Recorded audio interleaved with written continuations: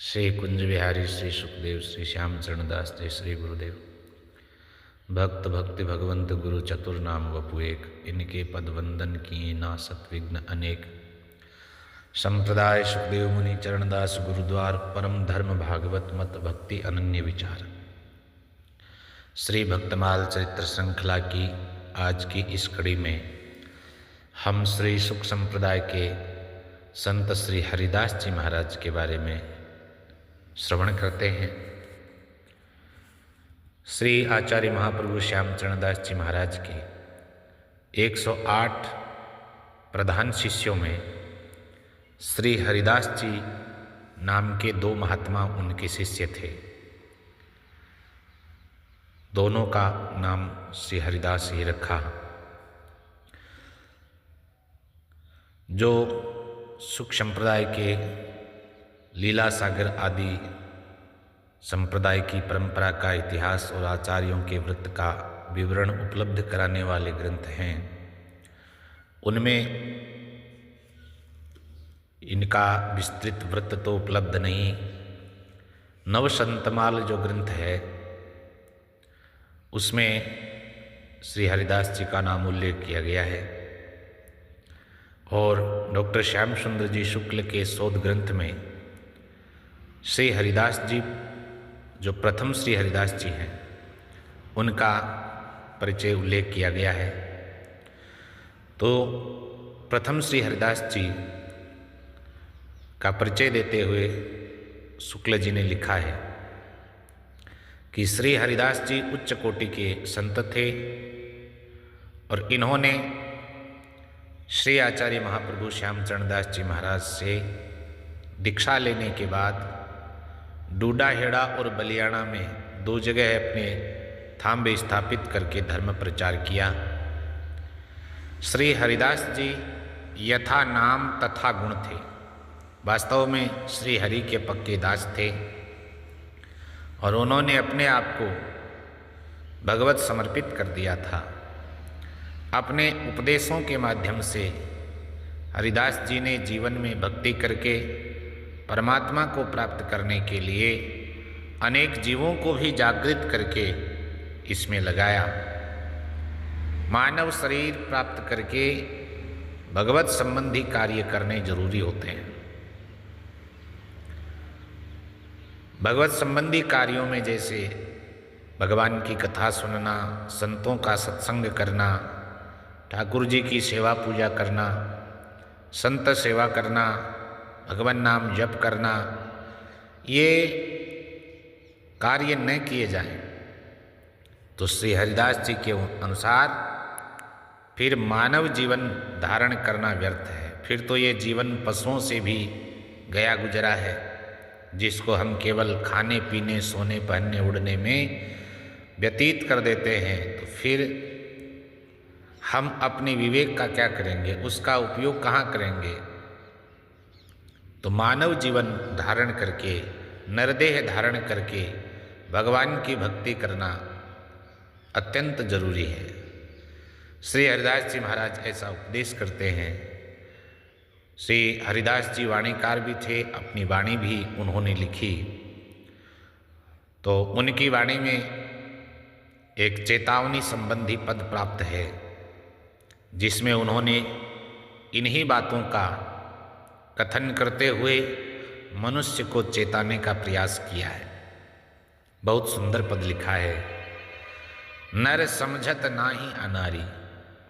हे नर, तो इतना अनारी हो गया है कि संतों की बात, शास्त्रों की बात समझ नहीं रहा। गर्भवास में उलटो लटक्यो, पायो दुख अति भारी। जो प्रभु अब के बाहर कीनो, भजन करूं हर बारी। पलक नहीं देऊं विसारी, नर समझत नाही अनारी। माँ के गर्भ के अंदर उल्टा लटका, गर्भवास की त्रास को भोगा, अत्यंत दुख पाया और प्रार्थना की प्रभु से कि इस त्रास से मैं मुक्त हो जाऊं, गर्भ से बाहर आ जाऊं, तो केवल और केवल आपका ही भजन करूं। पलक नहीं देऊं विसारी, बिल्कुल नहीं भूलूंगा आपको। ऐसी जीव गर्भ में स्तुति करता है, भगवान की प्रार्थना करता है, ऐसा कहते हैं। तो फिर बाहर आकर के तू उसको ही भूल गया। जन्म होत माया लिपटानो भूल गयो सुधि सारी। जो गर्भ में तुमने भगवान की सुधि ली और कहा कि मैं आपकी भक्ति करूंगा, उसको बाहर आते ही एकदम से भूल गया, माया से पूरी तरह से लिपट गया। भक्ति भाव में चित्त न राख्यो ऐसी कुमति विचारी। फिर तो एकदम ही उल्टा करने लग गया। जन्म लेने के बाद ज्यों ज्यों बड़ा होता गया, अपने आप को सयाना समझता गया, वैसे वैसे भक्ति भाव से सदा अलग हो गया। भक्ति भाव में चित्त न राख्यो, बिल्कुल मन नहीं लगाया, यहाँ तक कि विरोध भी करने लगे कि इन बातों में क्या रखा है, यहाँ तक कह देते हैं। ऐसी कुमति विचारी जन्म की करदई ख्वारी। इस नर देह का, मनुष्य देह का सारा सत्यानाश कर दिया, सारा चौपट कर दिया। कितना सुंदर ये अवसर आया था, इसको हमने यूं ही व्यर्थ खो दिया। आया था कुछ लाभ करन को गांठ की पूंजी हारी। 2 पैसे हाथ में होते हैं और व्यापारी व्यापार करने की सोचता है उनसे, तो 2 से 4 ही कमाने की कोशिश करता है, तभी वो व्यापार है, वो उसका सौदा ठीक है। लेकिन गांठ की पूंजी हारी, ऐसा धंधा जिससे जो पास में है मूल धन जमाए वह भी नष्ट हो जाए, फिर क्या किया जाए। तो कहते हैं कि तू आया था कुछ लाभ करने को, लाभ कमाने के लिए आया था, और लाभ यहाँ मिल भी सहज में रहा था। कथा मिल रही थी, सत्संग मिल रहा था, संत मिल रहे थे, शास्त्र मिल रहे थे, अनुकूल अवसर मिल रहे थे, मनुष्य जीवन मिल गया था, और क्या चाहिए था। फिर भी सारी गांठ की पूंजी खो दी। सौदा लेकर हरि नाम का आयो शरण गिरधारी, भरोसा जिनका है भारी, नर समझत नाही अनारी। इस बात को अगर समझ जाए कि भगवान पर पक्का भरोसा रखने वाले का कल्याण होता है, उस जीव का उद्धार भगवान अवश्य करते हैं। उस गिरधारी की शरण लेने वाले को गिरधारी कभी भूलते नहीं हैं। श्री सतगुरु तो ही नित समझावे, वे सबके हितकारी, आप तरे ओरन को तारे, कहे हरिदास पुकारी, उमर यूं ही मुफ्त गुजारी।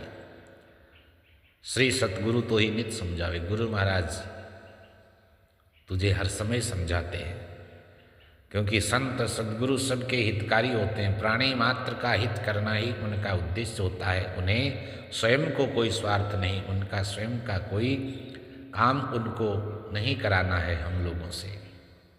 वे तो जीवों को उपदेश करने के लिए, उनके हित के लिए ही आते हैं और हित के लिए ही उपदेश करते हैं। आप तरे ओरन को तारे, कहे हरिदास पुकारी, उम्र यूं ही मुफ्त गुजारी। पर गुरु महाराज के, संतों के उपदेश को भी हमने कहाँ माना, कहाँ सुना, सुना तो भी त्याग दिया।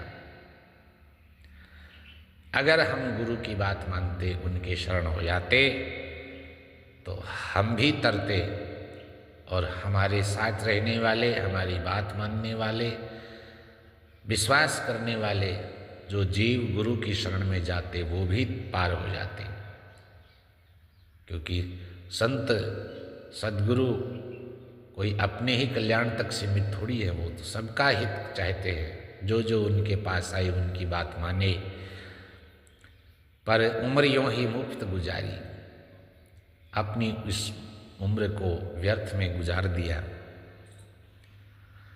तो इस उपदेश से हमें मालूम पड़ता है कि श्री हरिदास जी महाराज मनुष्य को सावधान करते हैं, चेताते हैं कि भैया ये जीवन बड़ी दुर्लभता से प्राप्त हुआ है, कृपा करके भगवान ने दिया है, इसका एक एक क्षण भगवान को समर्पित करके उनका भजन किया जाए। श्री हरिदास जी प्रायः दिल्ली गुड़गांव रोड पर स्थित डूडाहेड़ा आश्रम में ही रहते थे, और वहीं आपने देह त्याग करके नित्य लीला में प्रवेश किया। उनकी समाधि और छत्री वहाँ अब भी वर्तमान है, और उनका दूसरा स्थान रोहतक के बलियाना में था। दोनों ही परंपराओं में अच्छे अच्छे संत हुए। डूडाहेड़ा की परंपरा में श्री सुमिरन दास जी, बलदेव दास जी, गोपाल दास जी, श्री बलराम दास जी जैसे नामी महात्मा हुए। इधर बलियाना की परंपरा में श्री ब्रह्मदास जी, किशन दास जी, मंगल दास जी, मोहन दास जी जैसे नामी संत महात्मा आपकी परंपरा में हुए। जय जय श्री सुखदेव।